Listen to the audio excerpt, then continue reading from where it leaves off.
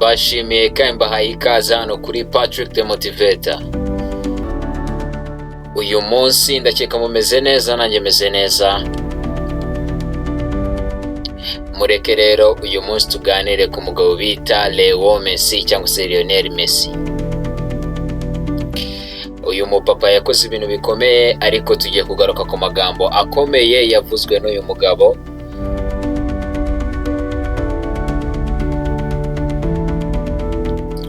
Uyu mugabo yavuze amagambo akomeye, ndaza kukubwira ku mateka yiwe, kuko uyu mugabo uyu munsi niwe uyoboye isi mu kuba ariwe mukinnyi ugiye gusoza umupira neza, akoze ibikorwa by'indashyikirwa kurusha abandi. Ndagira ngo tuze kugendana neza. Uyu munsi munyemerere tumugarukeho uyu mugabo. Gusa mbere yo kumugarukaho ndagusaba kugira ngo ukore like, nurangiza ukanda na subscribe, ubundi tujye dukomeza. Niba umaze kubikora, ijambo rya mbere uyu mugabo yaravuze ngo ugomba kurwana ngo ugere ku nzozi zawe, kandi ugomba kwitanga ndetse ukanakora cyane, byose ubikora kugira ngo ugere ku nzozi zawe. Iri ni ijambo rikomeye cyane ryavuzwe na Lionel Messi. Yaravuze ngo ugomba kurwana ngo ugere ku nzozi zawe, ikindi ngo ugomba kwitanga ndetse ukanakora cyane kugira ngo uzabigereho nyine izo nzozi zawe ufite. Uyu mugabo yavuze ijambo rikomeye cyane, ari ryo rya kabiri ngiye kukubwira. Yaravuze ngo buri munsi mbyuka kare, ubundi ngatinda mu bikorwa bya buri munsi ndetse na buri mwaka, nuko nguko mbigenza. Yaravuze ngo buri munsi mbyuka kare, nkajya mu bikorwa nkabitindamo nkakora, ubundi narangiza ibyo bintu mbikora buri mwaka cyangwa se buri munsi, mbikora buri gihe. Natwe niko tuba tugomba kubigenza mu buzima, tugakora ibintu kugira ngo tugore dutera imbere. Yaravuze ngo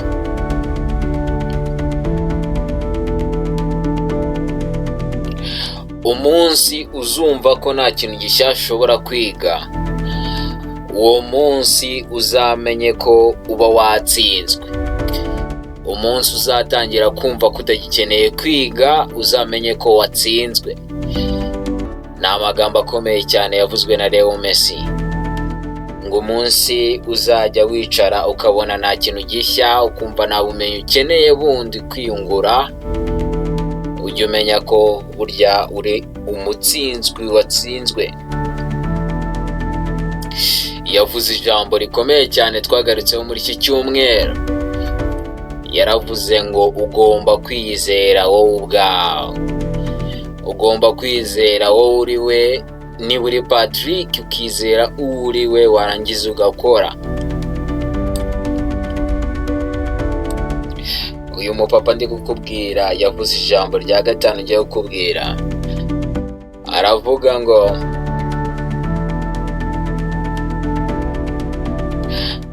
nta kintu na kimwe gifite agaciro ku isi kiruta kubona ibyo wakoze biri kunguka, byarangiza nyine bikakugeza ku ntsinzi wahoze urota.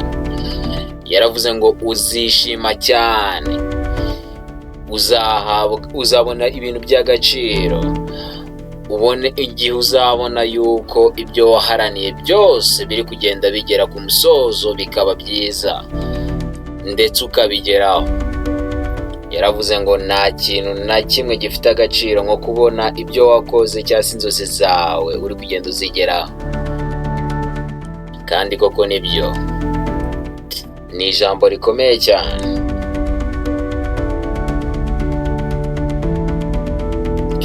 Yaravuze ngo uyu mupira nyina ubu munsi ku munsi umeze nk'ubuzima. Byombi bisaba imbaraga ndetse no gukora cyane. Yaravuze ngo uwo mupira nyina nshenga abantu ndetse n'ubu buzima tubamo, byombi bisaba imbaraga.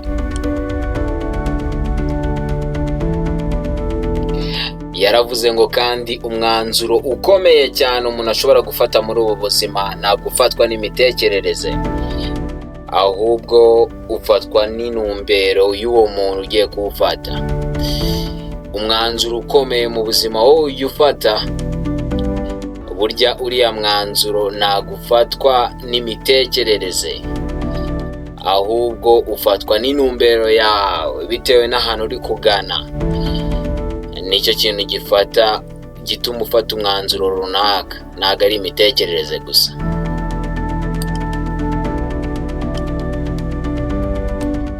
Uyu mugabo ndi kukubwira yavuze ijambo rikomeye cyane.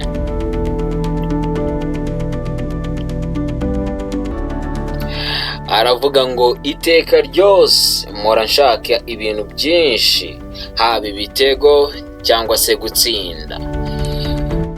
Buri gihe cyose Messi ngo aba ari mu kibuga aba ari gushaka ibitego byinshi, ndetse akanashaka no kuba yatsinda, agatsinda inshuro nyinshi. Rero urumva ko igihe cyose umuntu akenera ibintu byinshi, kandi ni nako bimeze muri ubu buzima tubamo. Yavuze ijambo rikomeye uyu mugabo, aravuga ngo mu bintu byose uzageraho nta na kimwe ugeraho utakoze cyane. Yaravuze ngo mu bintu byose uzageraho nta na kimwe uzigera ugeraho utakoze cyane. Uba ugomba gukora cyane kugira ngo ugere aho ushaka kugera. Uyu mugabo yavuze ijambo rikomeye cyane. Aravuga ngo sinkeneye imisatsi myiza cyangwa se imyenda myiza, njyewe ngomba kuba uwo ndiwe. Yaravuze ngo ntabwo nkeneye kugira imisatsi myiza cyangwa ngo mbe nambaye imyenda myiza kugira ngo nitwe mwiza, ahubwo ngomba kuba uwo ndiwe nanjye burya ndi umuntu mwiza. Nshobora kuba nari umuntu w'igitangaza, ariko nyine mba ndi umuntu mwiza. Ni ijambo rikomeye cyane ku muntu udakunda uko yavutse cyangwa se uko ari. Uba ugomba kwemera uwo uri we. Hari ukuntu umuntu avuka ugasanga ngo yitukuje, ariko biri ibintu ugomba kubireka. Uyu mupapa ndi kukubwira yavuze ijambo rikomeye. Aravuga ngo uko byagenda ko ariko kose uba ufite amahirwe yo kuba mu nzozi zawe. Yaravuze ngo uko byagenda uko ariko kose mu buzima uzajya uba ufite amahirwe yo kubaho mu nzozi zawe. Ariko se reka nkubaze uri kunkurikira, ayo mahirwe ujya uyafata? Ujya uzanga buri munsi mwibutse ko uba ukeneye gufata ayo mahirwe?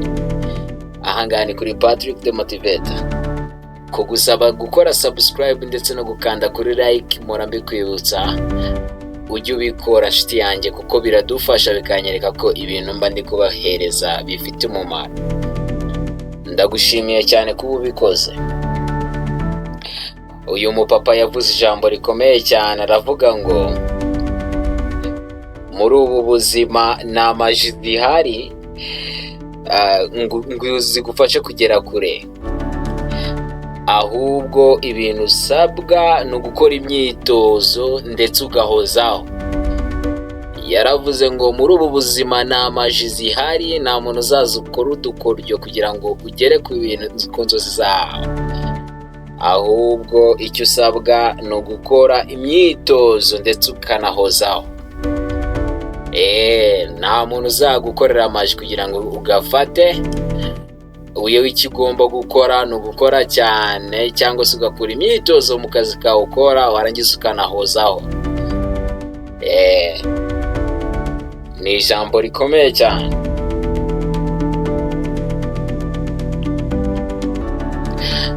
Yaravuze ngo nubwo tuba tugomba gukora cyane, ariko buriya hari igihe kizagera ukemera yuko, cyangwa se ukamenya ko buri mukino wose ukina utazawutsinda. Yaravuze ngo hari igihe kizagera ukamenya ko buri mukino wose ukina utagomba kuwutsinda. Hari imikino utsindwa yewe waba ubishaka cyangwa utabishaka, kuko hari iyo utsindwa ubishaka cyangwa se ugaheza kugira ngo ubashe gusigarana imbaraga zo kuzatsinda iyindi. Ni amagambo akomeye cyane.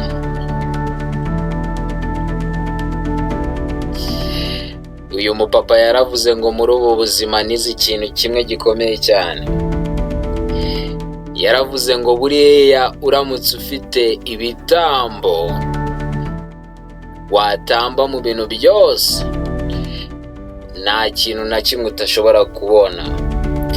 Ibintu byose biba bishoboka. Yaravuze ngo uramutse ufite ibitambo bikenewe muri ubu buzima, ibintu byose birashoboka. Kandi koko nibyo, ibintu byinshi birashoboka muri ubu buzima tuba twifuza, ariko ikibura ni ibitambo byo gutamba cyangwa se ibintu dushyira mu nzira tuba dusabwa kugira ngo tugere ku byo dushaka kugeraho cyangwa se dukore ibyo dushaka gukora. Uyu mupapa ndamukunze cyane.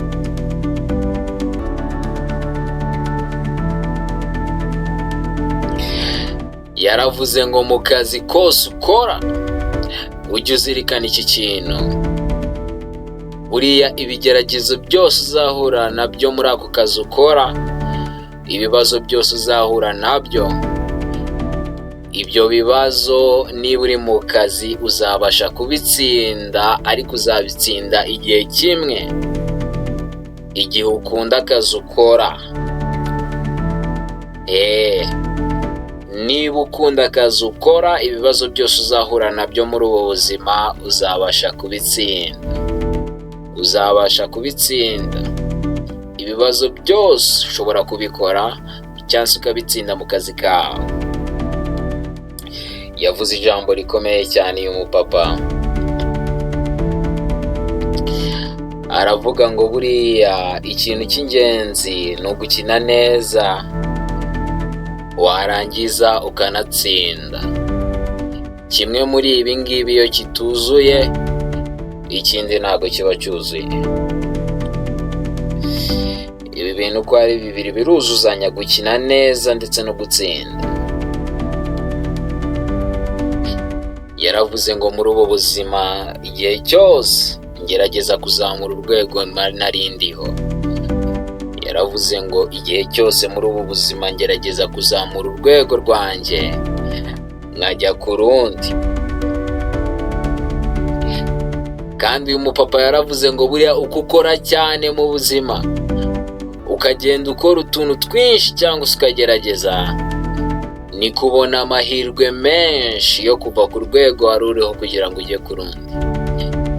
Yaravuze ngo uko ukora cyane muri ubu buzima, ni kubona amahirwe yo gutera imbere cyangwa se ubona amahirwe yo kugera ku bindi bintu byiza birenze urwego wari uriho.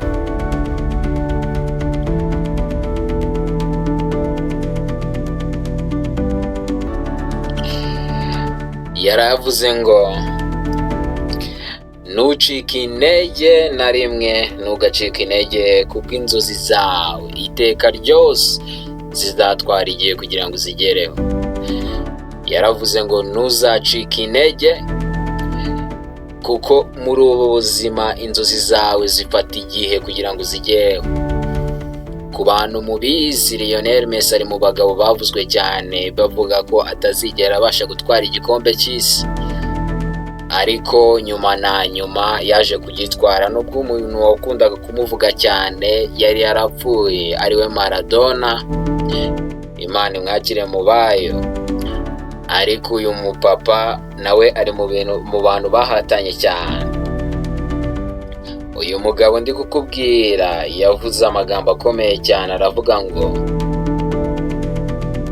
buriya iyo ukoreye hamwe na bagenzi bawe, ririya ni ryo banga ry'intsinzi. Niba ushaka gutera imbere uzakorere hamwe na bagenzi bawe, ntushake gukora wenyine. Biriya bintu bizakugeza ku ntsinzi. Nicyo mbabwira ngo mukore subscribe dufatanyirize hamwe kugira ngo natwe tube ab'intsinzi cyangwa se abanyentsinzi.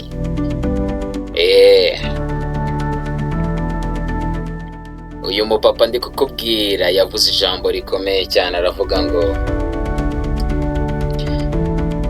iteka ryose murashaka intsinzi kubera umuryango wanjye ndetse n'abo dukorana. Urabizi iyo ufite icyo wagezeho nabo baba bafite icyo bagezeho, hari ibintu bafasha. Rero uyu mupapa yaravuze ngo iteka ryose murashaka intsinzi kugira ngo mbashe kuba nahaza umuryango wanjye ndetse n'abo dukorana. Yavuze ijambo rikomeye cyane nshaka ko nawe wumviraho kuri uyu munsi. Aravuga ngo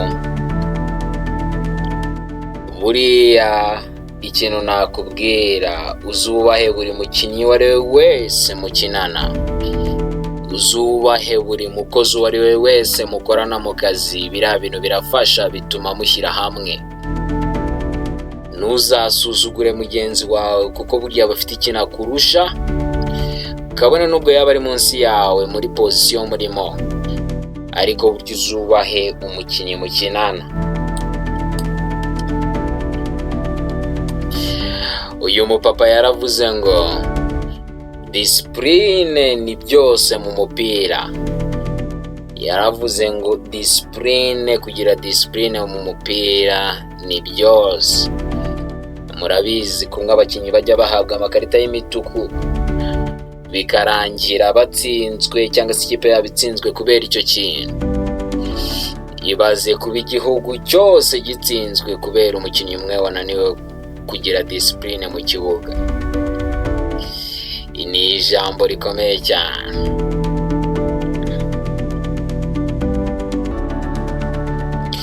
Yaravuze ngo buriya abakinnyi bose bakomeye bari abakinnyi ntabwo bajya bahagarika kwiga. Yaravuze ngo abakinnyi bakomeye muri ubu buzima ntabwo bajya bahagarika kwiga, igihe cyose bahora bagerageza kugira ngo bige. Uyu mupapa yaravuze ngo nahuye n'ibigeragezo byinshi ariko nta na rimwe nigeze icika intege. Narakomeje ndagerageza, aho naguye ndabyuka, ariko narakomeje nyine, ntabwo nigeze ncika intege ngo mve kwizima. Reka mvuge amagambo abiri asigaye ubundi tujye tuvuga ku buzima bw'uyu mupapa. Uyu mugabo yavuze ijambo risa nk'irivuguruza ibyo abantu benshi bakunda kumuvugaho. Yavuze ijambo rikomeye, aravuga ngo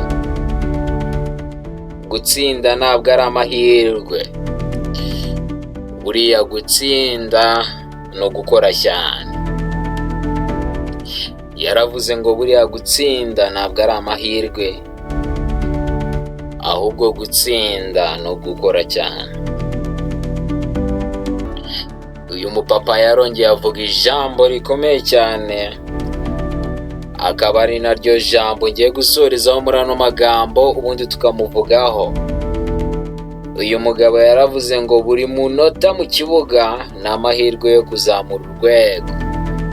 Yaravuze ngo buri munota uri muri icyo kibuga cyangwa se mu minota 90 uba ufite amahirwe 90 yo kuzamura urwego wari uriho ukajya ku rundi.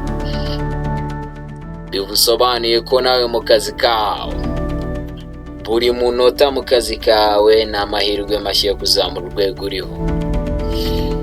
Ujye ugakora ukishimiye, ugerageze kuko ni amahirwe akomeye utapfa gusanga ahandi. Ni amagambo akomeye yavuzwe na Lionel Messi. Aya magambo ndagusaba kugira ngo ujye uhora uzayareba niba ukumbuye kumva amagambo y'umugabo ukomeye nk'uyu nguyu cyangwa se niba ukunda Messi. Tuzanakora n'ikindi gice k'uyu mupapa nawe afite amagambo menshi akomeye, nacyo tuzakibagezaho. Gusa munyemerere duce mu buzima bw'uyu mupapa ho gatoya, ubundi nawe tubashe kumumenya byimbitse. Ubundi uyu mugabo nari ndi kukubwira ni muntu ki? Amazina ye yitwa Lionel Andres Messi.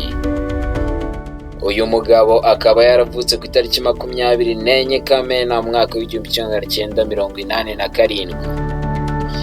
Uyu mugabo yavukiye i Rosario muri Santa Fe, hariya mu gihugu cya Argentine.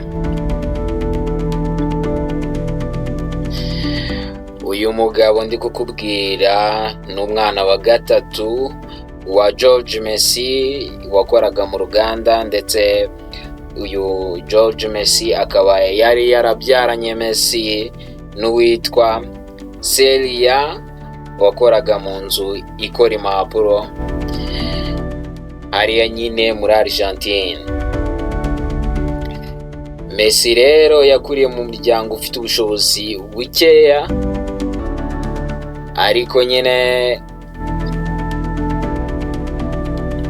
bari bafitanye urukundo cyane. Uyu mugabo ndi kukubwira yatangiye gukina umupira akiri umwana w'imyaka 5. Yakinaga mu ikipe yaho yitwaga Grandori, maze uyu mupapa aza rero nyuma kujya muri New Old Boys, aho yaje kwerekana impano ye idasanzwe yo gucenga ndetse no gutsinda ibitego. Maze rero Messi aza kuvumburwa ko afite ikibazo kijyanye no kudakora cyitwa growth hormone deficiency, maze nibwo iki gihe yari ari ku myaka 11. Ku myaka 11 nibwo byaje kugaragara ko afite iki kibazo. Rero kugira ngo iyi ndwara ikire cyangwa se abashe kuyikinana mu kibuga, byasabye ko azajya aterwa inshinge, ariko izi nshinge zari zihenze. Ibi bintu rero umuryango we ntago wabashaga kubyigondera, nyine ntago bari bafite amafaranga yo kwishyura. Nibwo rero mu mwaka w'2000 umuryango wa Messi waje kwimukira muri Espagne, nyuma yuko FC Barcelona yari yemeye kuzajya imuvuza. Noneho nawe atangira no kugenda, bahita bamwishyura n'ishuri ryo kwiga. Uyu mupapa abari mwishyuriye hariya muri La Masia.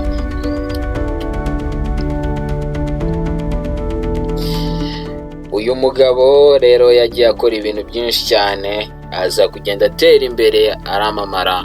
Iriya kipe ya Barca murabizi yayikuriyemo, arangije aza guterera imbere n'amateka ye menshi yayanditse ari muri kiriya gihugu cya Espagne.